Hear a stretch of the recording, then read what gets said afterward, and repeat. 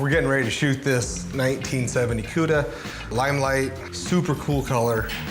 We haven't done one in a little while like this, so kind of go around, do a few touch-ups, stuff like that, and then get the car painted and get the cut and buff done and get it over to assembly. These look beautiful, look at that. Limelight, gorgeous. You guys see that? Number 2 painter did that right there. FJ5 Limelight. It's like a little Willie getting ready to paint our 1970 Cuda 446 barrel, 6-speed, silver sport transmission, tribute shaker hood car. Willie, how you doing, buddy? All right. Getting ready to shoot the big one, huh? The big enchilada? Is this a pre-paint or final paint? It's the pre. Okay. Like Steve Prefontaine, the pre-classic, preschool. I didn't get that. I did not get preschool. We did not have that back then. We had kindergarten, which you went to. I went through grades 1 through 3 at Yolanda Elementary, 4, 5, and 6 at Bratton Elementary, where our principal's name was Harry Dick Peters. You can't make that up, kids. His name was Harry Dick Peters. Bratton Elementary, 1977. When I'm going around a car in the paint shop or I'm talking to Will on the level that I know he understands because we've used a lot of the same terminology, some of it I've invented, others have been employees in the past. Got quite a few little vacations over here, buddy. When I say I see a vacation, what I'm talking about is an area where the whole quarter panel has been blocked out beautifully, right? It looks great, except that he just decided he wouldn't do below the lower style line.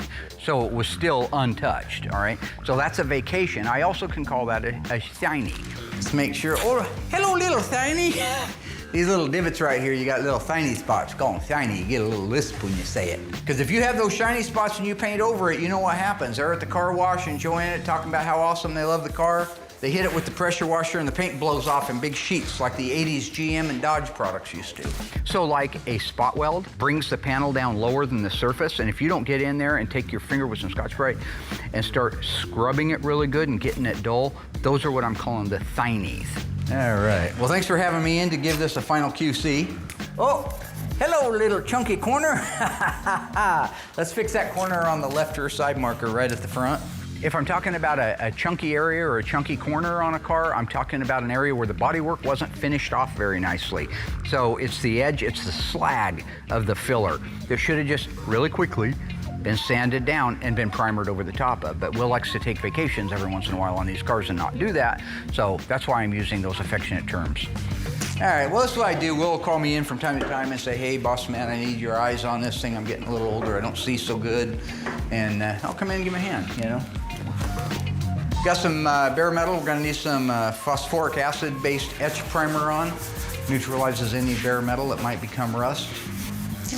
Oh, hello, low spot. Where you been all my life? So when I talk about a low spot, it's areas that when I walk the light across it, I can see low and or high spots that have to be circled, have to be addressed before it goes into the final paint. And in reality, they should have been addressed before it got pre-painted. Oh, you see that? This chip? Hello, little chip. What's a nice chip like you doing in a place like this? So when I'm talking about a chip or something, I'm not talking about something from a car being driven down the road that caused a chip.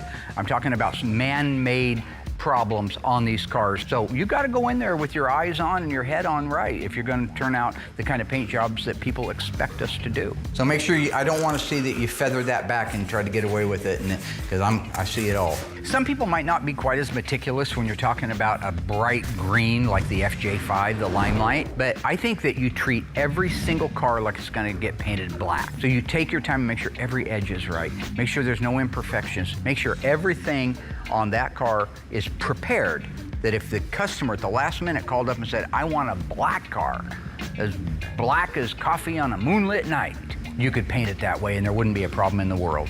No extra cleanup on aisle 5. As soon as you get those stuff fixed, call me up. I'll be in my office. I got to order a bunch of parts. I'll come out and give you a final QC. Got it? And we'll get her painted. So, as you were. So the situation with Will, when I go in there and I do my QC, I do try to have some fun with it. I'm in there to make it a lighthearted situation and not say, you're stupid, you're doing this wrong. I'm just trying to point out the things.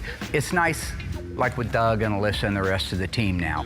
They know how I teach, they heed those teachings, and they make a better finished product. That, to me, is one of the most satisfying feelings in the world. Yeah, so needless to say, I think I'm just gonna come back and spray this one when he's not here. It is Friday. It is around 12 o'clock. So I'll talk to the camera guys, talk to the audio guy, and we'll paint this thing tomorrow before he even gets here. Not doing this on this car.